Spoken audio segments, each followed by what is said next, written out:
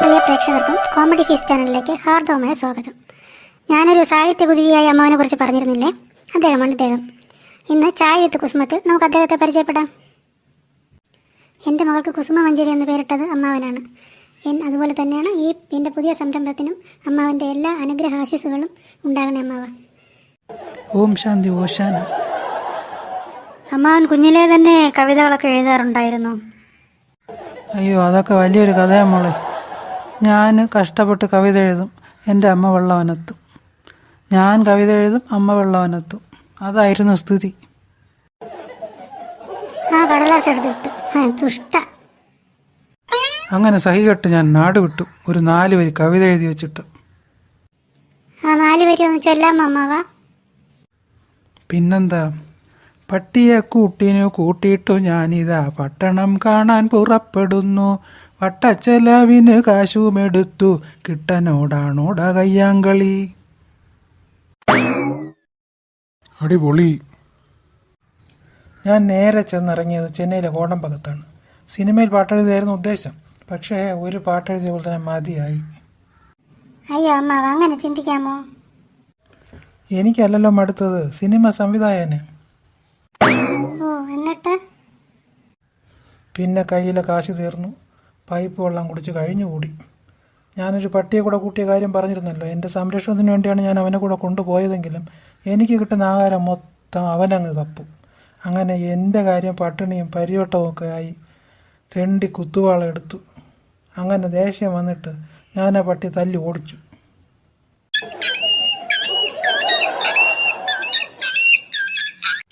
പിഷ വരെ എടുത്ത നാളുകളുണ്ട്.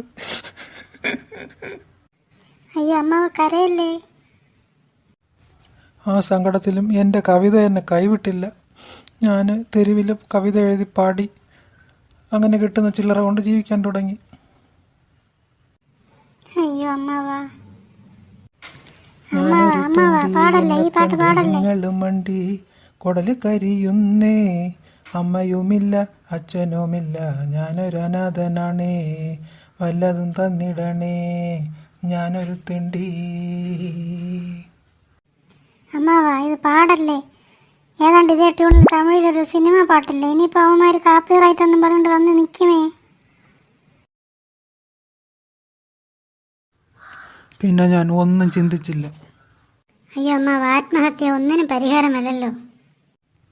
അയ്യോ അതല്ല, വീട്ടിലേക്ക് തിരികെ പോകാൻ തീരുമാനിച്ചു. അച്ഛന് ഒരു കാർഡിൽ 4 വരി കവിത എഴുതി അങ്ങ് അയച്ചു കൊടുത്തു.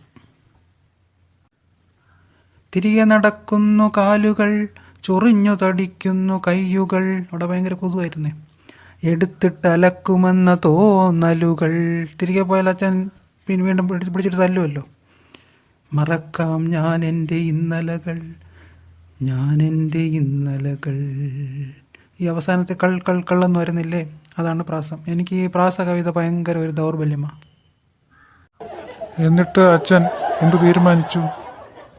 മേലിൽ കവിത എഴുതില്ലെങ്കിൽ, ഞങ്ങളുടെ മാനം കെടുത്തില്ലെങ്കിൽ, നിനക്കു മടങ്ങാം മടുത്തെങ്കിൽ, വീടിൻ്റെ വാതിൽ തുറന്നിടുന്നു. എങ്കിൽ എന്നാണ് അച്ഛൻ്റെ പ്രാസം. അത് നന്നായി. പക്ഷേ അതിൽ വലിയൊരു പ്രശ്നമുണ്ടായി. ഇവരിങ്ങനെ എനിക്ക് വേണ്ടി വാതിൽ തുറന്നിട്ടിരിക്കുകയായിരുന്നല്ലോ എപ്പോഴും. അങ്ങനെ കള്ളൻ കയറി.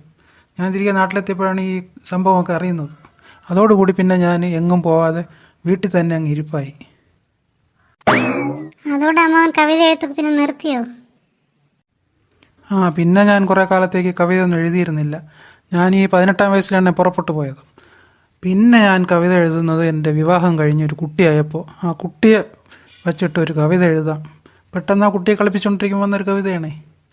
അതിവിടെ പറഞ്ഞോട്ടെ? അത് വേണം. ഇരിക്കട്ടെ. ഡുമുക്കോ ഡുമുക്കോ ഡും ഡും ഡും, ഡും ഡും ഡും ഡും പി പി പി, പി പി പി പി ഓല പി പി, കുട്ടിക്ക് കിട്ടിയപ്പോൾ വെരി ഹാപ്പി. പക്ഷേ ആ കവിത ഞാൻ ആലപിച്ചപ്പോൾ കുട്ടി അങ്ങ് കരയാനും തുടങ്ങി. എൻ്റെ ഭാര്യയ്ക്കും അത് ഒട്ടും ഇഷ്ടമായില്ല.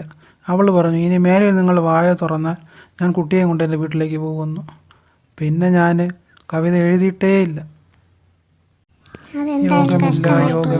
സാഹിത്യ ലോകത്തിന് നല്ലൊരു കവിയെ കിട്ടിയേനെ. എനിക്ക് അഭിമാനത്തോടെ പറയാമായിരുന്നല്ലോ അദ്ദേഹം എൻ്റെ അമ്മാവനാണെന്ന്. യോഗമില്ല കുട്ടി. എന്തായാലും പൊതുജനത്തിന് നല്ല യോഗമുണ്ട്. എന്തായാലും എനിക്ക് എൻ്റെ അമ്മാവനെ ഇവിടെയെങ്കിലും പരിചയപ്പെടുത്താൻ കഴിഞ്ഞല്ലോ. എനിക്കതിൽ അതിയായ സന്തോഷമുണ്ട്. ഇനിയും ചായ് വിത്ത് കുസുമത്തിലൂടെ ഒരുപാട് പ്രതിഭകളെ നമുക്ക് പരിചയപ്പെടാം. അതുവരേക്കും നന്ദി, നമസ്കാരം.